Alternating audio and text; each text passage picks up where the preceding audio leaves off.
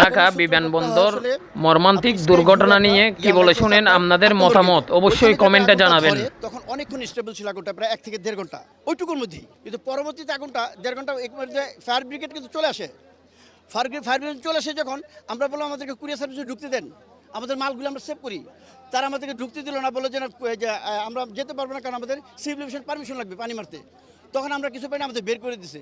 1.5 ঘন্টা পরে আগুনটা আস্তে আস্তে চলে আসে আপনার কুরিয়ার সার্ভিসে।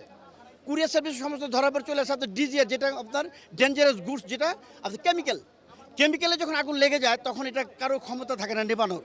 এটা না আমার যখন জ্বলে যায় তখন ড্রাম ফুটতে থাকে বা বোম বাস্টের মতো। ওইখান থেকে চলে গেল আমার 1 নম্বর গোডাউনে।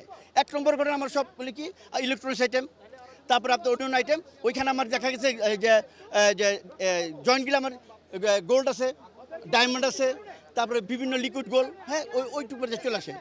তারা কেন নিবাইল না ততক্ষণ পর্যন্ত তার ঘুরতি আছে। কিন্তু পানির ব্যবস্থা আমি বলছি, আপনি যদি পানি না নিতে পারেন আমার এখানে পানির ব্যবস্থা আছে, আমি পানি এখান থেকে দেই। ওনারা পানি মারতে পারবে না, পানি মারলে আগুন আরও ধরবে।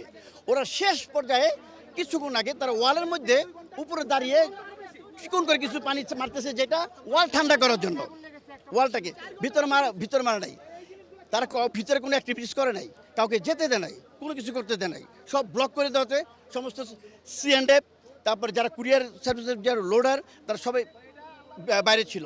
যার জন্য এখানে হাজার, যদি কেউ বলে কোটি টাকা ড্যামেজ, নো, হাজার কোটি টাকা সম্পদ, যেটা আপনি মার্জিন করতে পারবেন না কাগজে কলমে, সম্ভব না, অসম্ভব। এটা আপনি যদি বলেন যে কেউ বলছে এখানে 1000 কোটি টাকা, ভুল। এখানে দেখা যায় আপনার হাজার, প্রচুর। হ্যাঁ এটার কারণে দেখেন, হ্যাঁ যারা এটার সাথে রিলেটেড কিছু থাকে না, কিন্তু পড়লে কিছু রাইখা দিয়ে যায়, না, যখন পড়ে এটা কিছু রাইখা দেওয়া যায় নাই, এখনও চলছে। কিন্তু ফায়ার ব্রিগেড ভূমিকাটা আমার কাছে অন্যরকম মনে হলো।